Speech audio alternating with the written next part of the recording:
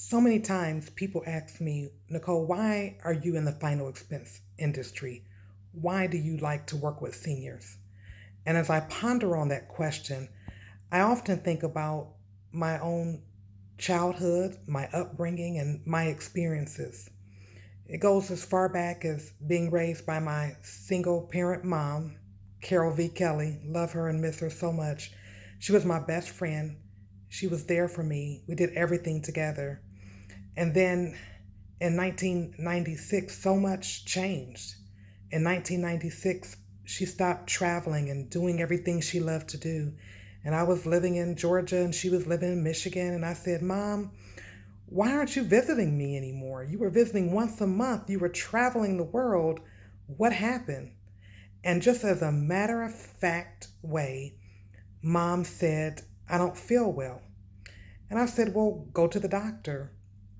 And she said, I'm not going to the doctor unless you move back to Michigan. It was such a profound statement, but I knew she was serious. I didn't know what it was, but my gut said, get back home. I moved back home. The summer, July 96, when everyone was moving to Atlanta, I was moving back to Michigan. Moved back home and didn't see any results with the doctor. The doctor misdiagnosed her and said, nothing's wrong. But as the 2 months went on, I could see she was deteriorating and it was drastic. And in October, I went back to a second opinion and went to a doctor and said, what's going on with my mom? And I was thinking it was the flu. Here I am in my early 20s. I don't know what it was, but I knew it was something serious. And the doctor just looked pretty matter of fact and said, I know what's wrong with your mother. And I said, oh, well, what is it? And he said, oh, she has stage 4 lung cancer. Pardon my ignorance, but I just said, give her a pill and fix it. I didn't know how devastating that news was. 6 weeks later, my mom was gone. My best friend, my confidant, my lifesaver, everything to me, my whole world just fell apart. My mom died in December. And as I reflect on that day and all those trials and tribulations from that, as if that wasn't enough, tragedy hit home again. 3 years later, my father called me out the blue. We didn't have the best relationship. I was angry for so many different reasons at him. But out the blue, he called and said, guess what? I have cancer of the esophagus. And I'm like, oh gosh. I was so angry, so many things went through my mind, but I heard my mother saying, Nicole, you have to be there for your daddy.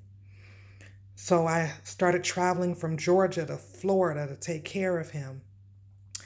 He died. Yeah, I lost my mom and dad at very early ages. But as I reflect on my father's passing, as if that wasn't devastating enough, my father didn't have any life insurance. I was so distraught and just couldn't believe it. I was at his home flipping over mattresses looking for money. It's embarrassing, but it's the truth. I said, surely he didn't leave me hanging out to dry. I flipped over mattresses and I looked in cupboards and I looked in different places, saying to myself, I know my father didn't leave me in this predicament. But I don't have a happy ending to this story. There was no money, not under the mattress, not in the cupboard. There was nothing. Here I was, left with trying to figure out how I was going to bury my father. I'm so devastated that here I am now losing both parents and I have no money to bury him. It just broke my heart. I just couldn't deal with the grief. So as I think about why do I do what I do and why do I love working with people, it's because of my story. It is because of my experience. I don't want anyone to ever endure what I experience. I don't want to hear about any more fish fries, no more GoFundMe's, no more passing the plate around, no more flipping over mattresses. I don't want anyone to ever have to deal with the financial hardship when they lose a loved one. And I'm begging you today to not put your family through that.